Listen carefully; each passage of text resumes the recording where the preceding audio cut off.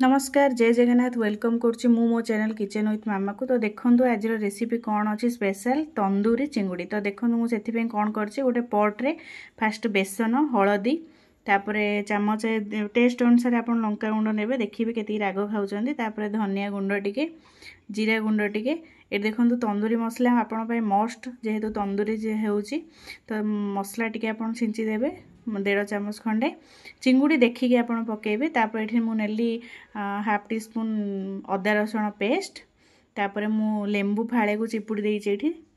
लेंबूटा को बहुत समय चिपुड़ी रखिबेनी पिता हो तापर आप अधा छोट बाउल रे गोटे दही नहीं पारे आप टेस्ट अनुसार कि दही टिके घर दही नेबेनी पैकेट दही नेबे। घर दही जेहेतु टिके पतला थाए ना तो कुटिंग भल आसबनी। ये नहीं मु मसला गुंड तापर गोलमरीच गुंड टिके पकईदेवे ता सागर आप पकेबे टिके चाट मसला तापर यहाँ भलसे मैश करके गोलई देबे।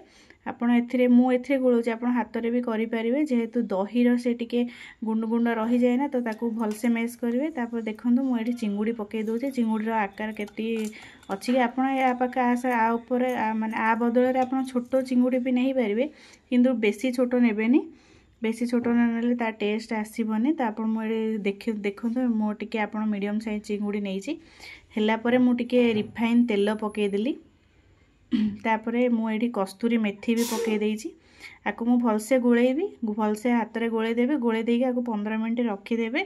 रखी सारा पर देखो मु तावारे आप फ्राए पैन नहीं पारे मु तावा नहीं तावारे पकईदेली अल्प कम आंचरे भाजबे आप अल्प समय गोटे 5 ରୁ 7 मिनट तापर बेसी नुह।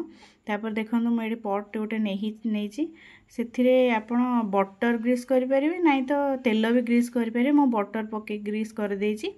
बटर ग्रीस कलापर देखो मुझे काठी रे 3टा लेखे पकईकी देखो केमती कौन होड़ा पोड़ुची देखो उल्टा टिके उल्टेबे हल्का माने 2 सेकेंड 3 सेकेंड गैप रे आपण ताकू भलसे उल्टौथिबे ना से बेसी पुड़ीजिवो। देखो ता टेस्ट केमती अच्छी ता टेक्सचर तार मसला ता कोटिंग केमिति अच्छी देखो एथरे आपण को माने बेसन निहाती नेबे बेसन कंपलसरी बेसन आ दही बेसन नेबार रीजन एटा कि बेसन नेले कौन हुए ना से टिके भलसे तार कोटिंग टा ऊपर रहे आपड़ जमती खाईपर आपको टमाटो सॉस हो चिली सॉस हो ना जदि दही पियाज सांगे भी खाईपर भल लगे लाइक शेयर सब्सक्राइब करने जमा भी भूलें।